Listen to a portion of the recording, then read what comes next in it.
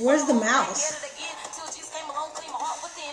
Good morning, Robert. How are you?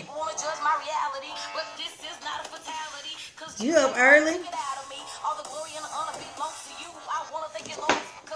Oh, hold on.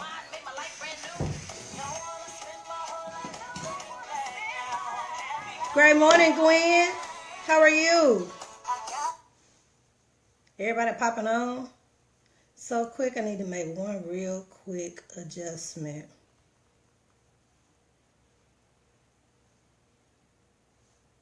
There we go. Now, so I can see. But good morning, everybody. I hope everybody's morning's off to a fantastic start. It's Thursday, and it's like we're moving right along through the week, and I'm so excited. Things are well. Things are well. Things are well. I'm so glad you're doing well too.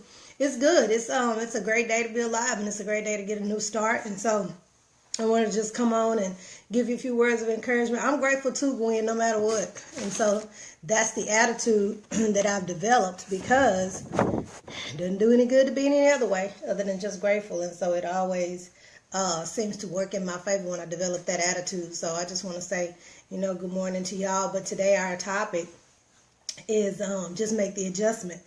And the reason why I came up with just make the adjustment is because so many times we find ourselves in a crunch due to the inability to make the adjustments that we need to make. And we have our own set reasons for, not being able to make those adjustments. Sometimes we just feel like it's too difficult, it's too hard, it's too big of an inconvenience, it's uncomfortable. It's all these things that, we've looked at as being negative. And so I'm like, okay, well, if we have to make the adjustment, it's just something that we have to do. Let's get out there and just get it done.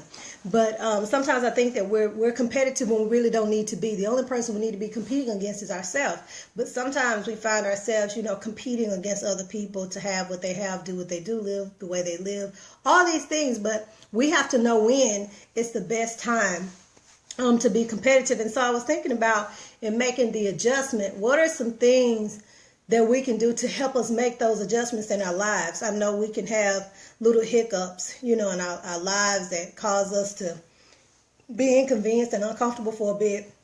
But that's when you pull on your circle and you pull on your friends, and that's when you pick up the phone and you text and you say, hey girl, how you doing? I'm just checking on you. Hey guy, how are you? I'm just checking on you. So that's when those people should come into play. And if you don't have people who are coming into play like that, when you're in need, you might need to check your circle. But it's three things that I was thinking about we need to do when we're trying to make the adjustment. And the first thing is to have, great planning and goal setting abilities. I know at the beginning of the year, I talked a lot about vision boards and planning and goal setting. And I was real gung-ho about that. And throughout the year, sometimes you fall off because you're not adhering to the goals that you've set, or you're not doing what it takes to meet those goals. And so you have to set plans and set goals so that you aren't just drifting at sea. You're just not drifting and going from day to day, not really knowing what it is you need to do. So you need to have real good goal setting abilities and planning abilities so that things aren't just happening to you, that you're making things happen. And so when you do that, it takes some time. It takes your Sundays to sit down and plan out your week. Or it takes, one night in the middle of the week to where you're looking at your financials and looking at, what it is you hope to accomplish in 3 months, 6 months, 9 months, 12 months. So it takes time and it takes discipline to be able to do that. But it's so worth it. It's so worth it. I've tried to live and not have my calendar and not have my planner. I did it for 2 weeks. I told y'all that. And it was horrible. It was like I was just going from day to day, just putting out little fires. So it happens to me. It happens to other people too. So you got to have real good planning and goal setting abilities. And then the next thing that you need when you're trying to just make adjustments is you have got to know how to become a researcher. And what I mean by that is I'm not talking about science. Good morning, Miss Judy. I'm not talking about science at all. I'm talking about becoming a researcher so that you can find the information you need. When we are making adjustments in our lives, we have to do some research. When we were in college, we had to do a lot of research papers. So that meant going to the library, and the teacher or the professor had certain requirements that needed to be met in order to even start the paper. It had to be a peer-reviewed article. It had to be scholarly writing that was produced at the end of this research paper. And we had to be a researcher. And so in doing your research, you need to make sure that the, information you're looking at is not too old. You need to make sure that it's a reputable source. You have to make sure that you're able to cite it. And so it is in our lives. When we're making adjustments, we need to become researchers. And we need to check the source of the information that's coming into our heads. We have people talking and speaking into our lives all the time. But is it the right information? Did you check the source? See, when you're writing a paper, you can't go to Wikipedia and use what Wikipedia says, APA style, and write a paper. Because APA says that Wikipedia is not a reputable source. We have to do the same thing in our life when we're making adjustments. Some people just aren't reputable sources. Check your source. Mark, I need a mouse. Check the source. And so when you realize that, this source doesn't work for me, you need another one. When you're writing your paper, you might come across somebody, say, example, Sigmund Freud. Well, he was famous way, way back in the day. So his research is more than 5 years old. But because he's a reputable source and people still use his information, that you can use him. That's why we are taught, as when we were growing up, we were taught to seek wise counsel. And wise counsel came from people who had lived a little while, people who were just full of wisdom and knew how to help and guide us and make adjustments in our lives. So now, when we're at this point in our lives and we need to make adjustments, sometimes it's hard because we don't know who to go to for wise counsel. We don't know who to go to. We don't know who to go to. Or sometimes we feel like we just need to go to these people just because we like them. Well, no, it doesn't go that way. It doesn't work that way. We can't just depend on people and what they say because we like them. It don't go that way. Just because I like you, that means you're going to give me wise counsel? Gwen is my sister. Marilyn's my sister. All of y'all are my sisters. And if I call you for some wise counsel, it's because I value what you say. It's because I know that you aren't going to be biased just because you love me. So when we're making the adjustments, we got to be great researchers. Good morning, Miss Diane. Got to be great researchers.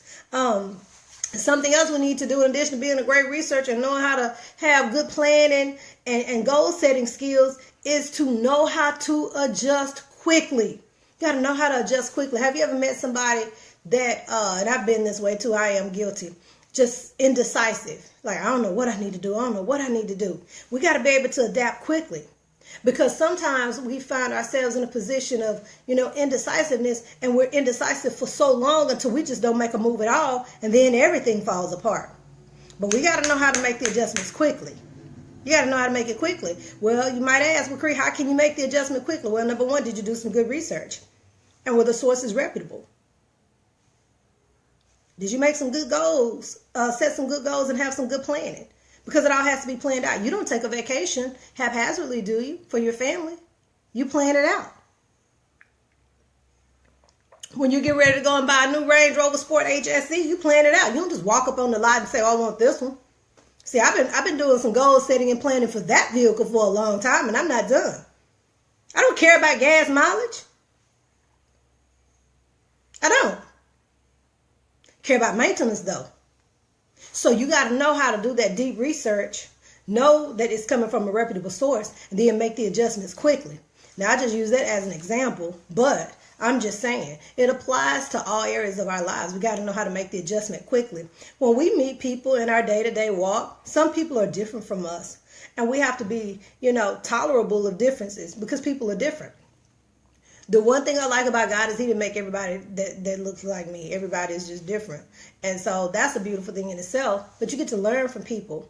And so as you're talking and interacting with people from day to day, you learn to make little adjustments within yourself if you're doing some self-reflecting. So if you're looking at yourself and you go, you know what, I really need to better manage my time. She gets the same 24 hours in a day, 7 days a week, 365 days in a year. But it seems like she's doing something different with her time than what I'm doing because she's further along than me. Well, that's you measuring yourself and competing against that person. Not you. It's not you just going, oh, she's all that. You start to compare. But you have to make the adjustments that you see fit. Good morning, Miss Felina. Good morning. How are you? I saw you last Sunday and you were just going, honey. I'm going to show up at your church one Sunday. I am, I promise. And so I'm just grateful for the opportunity to know how to make adjustments. I am.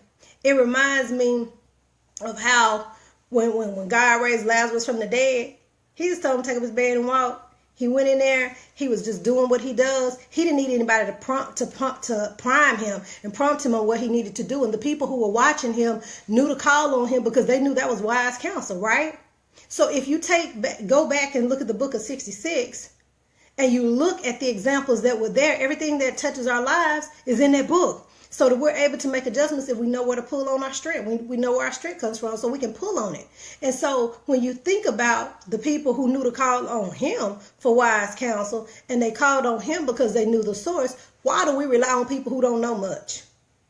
Why do we rely on people who haven't even gone where you're trying to go? They're doing what you're trying to do. Why do we rely on them? Why do we put so much stock into what they say? That's what I meant by saying you got to be a good researcher.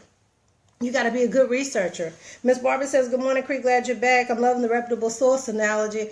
I require APA style for my students. I need to start checking references for others in my life, too. Oh, Lord. So, Miss Barbara, you already know that when people put two dots, put two spaces after that dot, which is what we call a period, it's not an APA format anymore.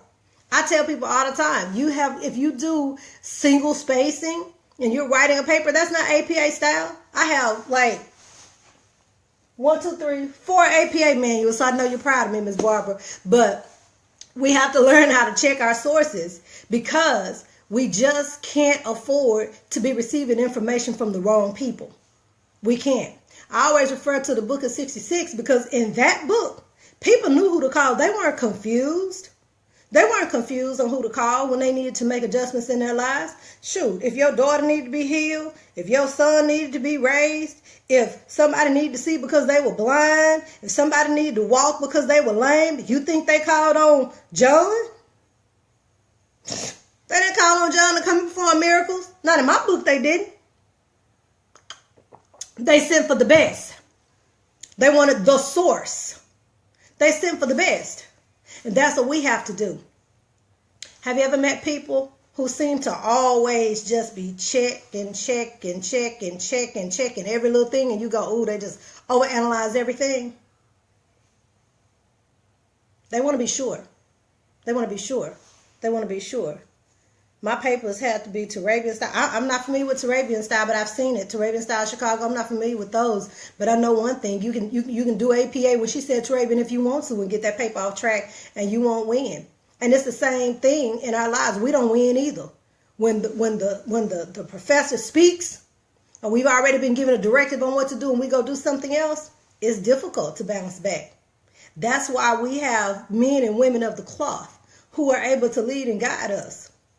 And hopefully your shepherd is leading and guiding you in the right way, because when it comes to making the adjustments, you are dependent on people to pour into you the right way and not just be giving you information to get you out of their hair. Okay? So I want you to remember that it's all about making adjustments. We're always doing it.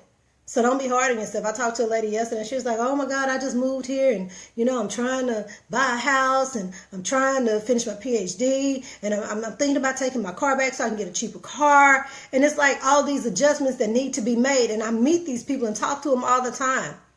I talk to them all the time and everybody's making adjustments. It's okay.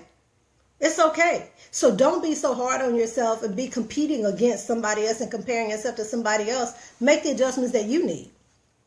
Make the adjustments that you need in your spiritual life, in your financial life, in your personal life. You make the adjustments. Nobody's going to do that for you. But it starts by having good planning and goal setting. Good morning, Risa. So I don't know about you, but it's beneficial to make those adjustments quickly and know how to keep it moving. Share the video if you can, please. I forgot to ask you that earlier. And just remember that when it comes to life, we'll find ourselves in a crunch real quick. Yesterday I talked about worrying. You'll be worrying yourself to death for no reason. For no reason. And it's like, wow, how did I get here? Take a look at you. Figure out what's going to work for you. Your life will go a lot better. Today is Thursday. Try it today. Put it to the test. Don't worry about things you can't change. Make the adjustments that you can make. Set some goals today. Just accomplish what needs to be done today. Look at your task list. Accomplish just what needs to be done today. Set some goals, research if you have to, and then make the adjustments and do it quickly. And at the end of the day, see how the day has gone for you. Tonight, before it's time to go to bed and you reflect on the day, see how the changes, the slight changes that you made worked. Yesterday, I was with some people, and it was like 20 of us. And the one thing that 18 said was, time management is one of my areas of weakness. 18 out of 20. 18 out of 20. So if 18 out of 20 are saying that they need better time management, I love this topic too, Gwen, because it's for me. 18 out of 20 people are trying to make the adjustment with time management. Doesn't that speak volumes? Doesn't it say that that's an area of need? It does to me. It does to me. And so I just want to encourage you today to make the adjustment. Just do what you do. Don't worry about anybody else. Just take care of you too. Take care of yourself, so that you too can enjoy the calmness and a life that's not filled with all the anxiety and tension, unnecessarily. My grandmother used to say, "Oh, the needless pain we bear." Needless. We don't even have to be doing it, but we do it. But anyway, I wish you well on today. And just remember, make the adjustment. Share this video with somebody. And, if you're one of those people who doesn't need to make any adjustments, kudos to you. It's just not me. It's always room for improvement with me. I haven't arrived yet. And if you tell the truth, you haven't either. Which is why we're all striving to be better. We're trying to be better. So let's not be competitive when it's not necessary. Of course, in success, sometimes you have to be competitive, but no win.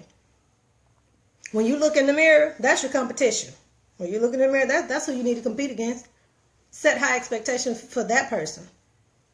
Set high expectations for yourself. So make the adjustments today, and I wish you well in your endeavors. Today is Thursday. It's almost Friday. Friday is coming up. Some people are going to be off. The month is passing so fast. It's a special month for me because it's my birthday, and I said I was going to be enjoying every weekend. Well, I've been working.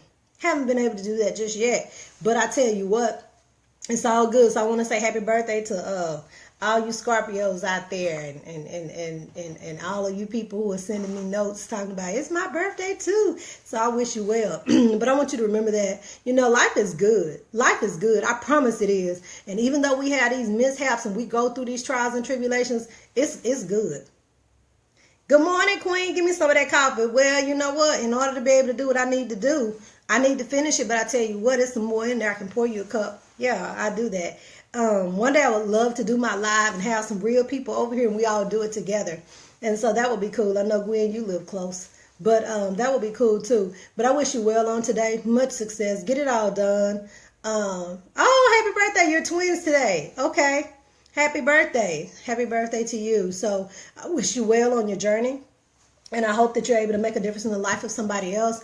I already have volunteers that are going to help with the Thanksgiving feeding of Tent City. And so thank you, Michelle. So thank you to those people who were in my inbox yesterday that's going to help with feeding Tent City for Thanksgiving. I appreciate you already. You know who you are. And I want to thank you to those who are going to volunteer and you haven't told me yet. How about that? Good morning, Miss Beulah. But the world is going to continue to rotate, y'all, whether we're standing on top of it or stretched out under it. You are really the only person who can decide on where you want to be. You can't tell me I'm going to be stretched out under it because I'm going to tell you, I'm sorry, I can't be stretched out under anything except for the palm trees on the beaches of the world. That's it.